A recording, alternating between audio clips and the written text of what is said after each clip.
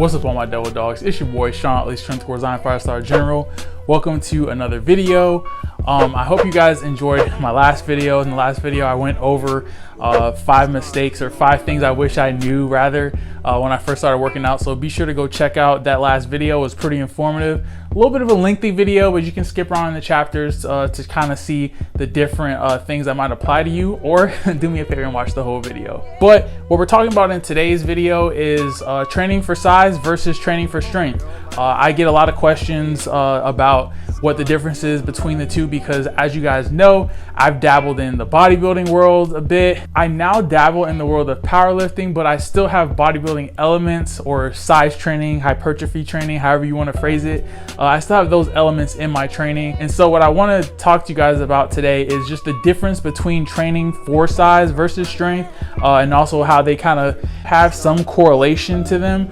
So without further ado, make sure you give the video a thumbs up, all that good stuff. Trying to get some more likes on the videos, it really helps out. But let's jump into it and let's talk about size training first. So when training for size, there's 2 things we really want to focus on. 1 is volume and 2 is frequency. Volume basically is the amount of sets times the amount of reps times the amount of weight, and that's what your volume is going to be. So typically what you'll see in something like a very basic beginner size training or hypertrophy training program would be something like 3 sets of 12, and then let's say you're using like 50-pound dumbbells, then you go 3 times 12, which is what, 36, and then 36 times that 50, which I believe, if my math is right, give me a second, let me calculate a little bit, gives me 180.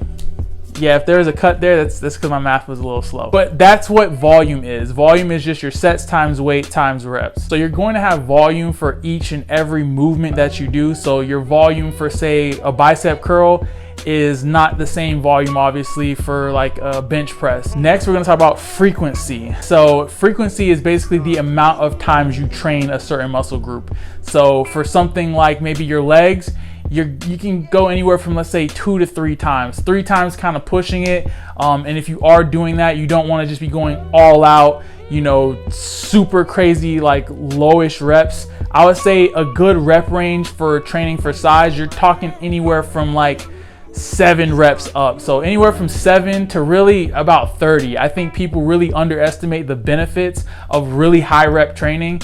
We think that, you know, 8 to 12 is typically what you hear people say when they want to do more hypertrophy training or size training. You hear people say that rep range, but in all honesty, you can go above 12. You can do 15, 20, even up to 30.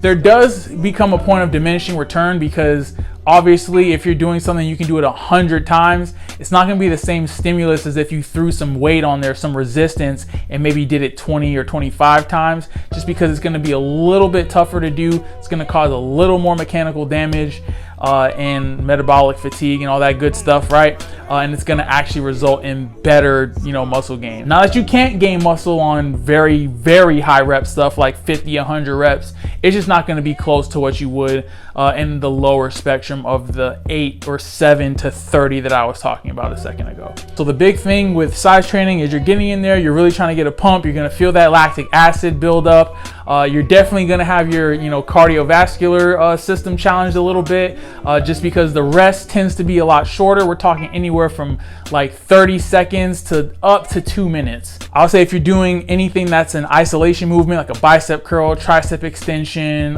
cable chest flies, anything where it's a single joint movement, I would go anywhere from 30 seconds to a minute tops.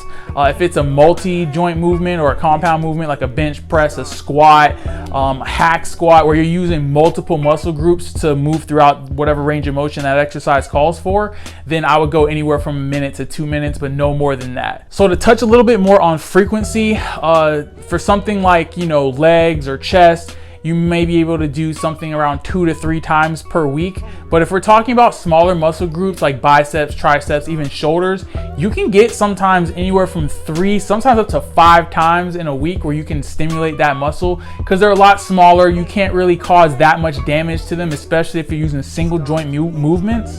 So you have to keep in mind that by increasing the frequency, you actually will hit the muscle a little bit more, and you can maybe give it a little more volume, but you're gonna have to taper back what you're doing. So you don't want to go in there and do like 10 sets of shoulders on Monday, then come back and do another 10 sets Tuesday, and then rest Wednesday, and then do 10 more sets Thursday, Friday, and Saturday. It's not really like that. You want to take, okay, I'm going to do a total of maybe 20 sets over the course of 5 days. So I'm going to divide that equally and have 4 sets that I do in each session. It's just that obviously the less sets you do, the less fatigue. So usually the more weight you can use. A good example of that would be if I'm doing, let's say, lateral raises on Monday for 4 sets. If I'm only doing 4 sets, I can maybe use the 25s for all 4 sets. But if I start doing other things, like I'm gonna do dumbbell lateral raises and then cable lateral raises, if I'm doing that, then yeah, I might be able to use 25 pounds for that first 4 sets. But on that second set of, let's say, another 4 sets of something different, the cable lateral raise, then at that point I'm going to be a little fatigued and the weight is going to drop. And then if I'm only doing that, 2 to 3 times a week, I'm not going to be able to accumulate the volume that I would had I divided into 5 separate days, but did 4 sets each day where I can use the maximum amount of weight each time. So that's something you have to keep in mind as well. When it comes to frequency, is you will be able to use a little bit more weight. You just have to cut the sets down. Okay, so let's talk a little bit about training for strength, right? I'm a powerlifter, so should be able to do this, right? So when you're training for strength, volume is also important, right? Just like it is for hypertrophy. The difference with volume in training for strength is because we're in rep ranges that are a little bit lower, usually around 3 to 6 reps is where we want to stick to in terms of strength training. When we equate that and we're saying we want to do more volume, because there have been studies that show that increased volume even in strength training will actually garner you anywhere from about 20 to 25% according to one study. So in this study, it did show that those trainees who actually trained with a higher amount of volume for strength training saw about 20 to 25% faster progress than those who trained with like a lower volume. So when it comes to strength, volume is also still very important. Just like in training for size, where we want to get more volume, we want to get more frequency, that holds true also in strength training. We want more volume because we want to add more weight to the bar.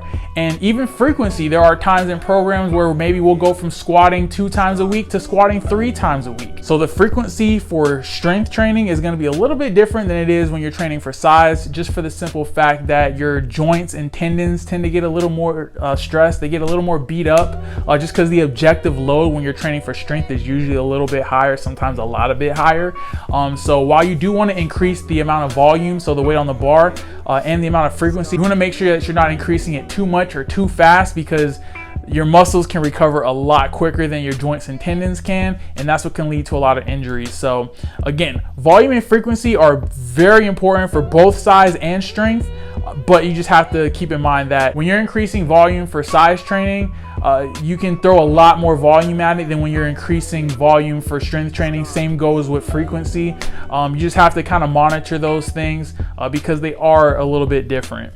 Okay, last but not least, let's talk about the vast amounts of crossover that there are between strength training and size training. A lot of people think that if you're training for size, then you can't train for strength, and vice versa, which isn't true. You can, there's a lot of crossover between both, and you can actually train for both. As a matter of fact, there's another study I'll go ahead and put on the screen for you guys, where there was 3 groups of people who over the course of 10 weeks used different rep ranges. If I can remember correctly, I think it was like a 7x4, a 4x8, and a 3x12, all of which, if you kind of assume that the 7x4 was using heavier weights since it was only 4 reps, and the 3x12 was using lighter weights because there was more reps, the volume is probably pretty closely equated. They all did see very similar gains in muscle size. But the group that was training the 7x4, which was the heavier weights for less reps, saw much more strength gains, and the 4x8 group saw more strength gains than the 3x12 group. So it just goes to show you that while you will still gain strength, because the 3x12 group also did see some strength gains, they just didn't see as much strength gains as the 7x4 group, simply because their objective load for each one of their sets was a lot lower. Now they probably maybe saw a little bit more size because they're getting more mechanical damage, more metabolic fatigue, and that's going to lead to a greater muscle size. Speaking of muscle size, another good crossover, right, and correlation is that a bigger muscle has the potential to be a stronger muscle, right? A bigger muscle has a bigger strength potential, right? If somebody has 25-inch quads, they're going to have more strength potential than somebody who has 18-inch quads, right? Just for the simple fact that it's bigger. It's just that a lot of times it just takes teaching that muscle how to, you know, fire off correctly, how to teach those motor units to actually activate, and teach the CNS how to, you know, recruit those motor units and move heavier weight.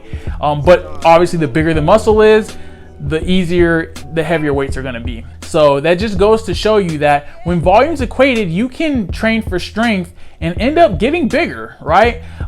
Again, guys, I've done both. I dabbled in bodybuilding pretty much for the first 5 to 6 years of my training.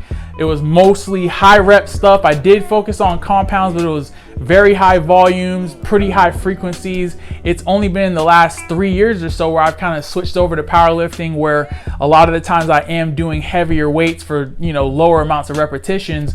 But when it comes to my accessories, and even sometimes I even still like to have bodybuilding days where I will go in there and just try and get a pump, right? Just try and get that lactic acid buildup where you're gonna feel the burn. Where you're not really gonna feel that too much when it comes to the heavy lifting, because even when you're doing higher rep stuff like 8s and 10s, which happens rarely, but it does happen sometime in strength training, you're not really gonna get that same fatigue. It's gonna be more of a central nervous system fatigue where you're gonna feel like a little bit more gassed, and it's not gonna be that feeling of when your quads are really pumped or your arms are really pumped up. You don't really get that all the time when you're doing strength training, just because there typically isn't enough repetitions, and when the reps do get that high, it's usually with a multi-joint movement where you're using a lot of muscles to move the same amount of weight, so there's just not that isolation in that muscle to cause those things to happen. Now, the reason I wanted to kind of explain these different types of training in today's video was to just kind of let you guys know that whether you want to train for size or train for strength or train for both, do something that's sustainable for you. At the end of the day, there's no perfect, you know, training. There's no, oh, I can only train for size or only train for strength. If you pick one or the other and you really focus on it and specialize in it, yes, you will get the maximum amount of gains, because anytime you start, you know, messing around with size training while you're training for strength, it's you know, it's 100% meter, and it's always got to be a balance, right? So it's got to be 50-50 or 60-40 or 70-30. It's never going to be 100-100, right? So you have to keep in mind that if you really want to focus on strength, then maybe 80-20 strength, you know what I mean? You got to really put that on the focus. At the end of the day, I just think everybody should train in a way that is enjoyable to them and that's sustainable, but do whatever makes you happy. Do whatever is going to keep you in the gym and keep you getting stronger or bigger or both. All right, guys, I hope you did enjoy today's video. If you did, be sure to subscribe, leave a thumbs up down below. It really helps the channel grow. Also, don't forget to click that bell next to the subscription button so you notifications for all my new videos. Almost messed that up. I almost did, but we back though. I didn't mess it up. And of course, don't forget the orders. That was probably really loud with this mic. Subscribe and share, like and comment, follow all my social media. So next time, all my devil dogs dismissed.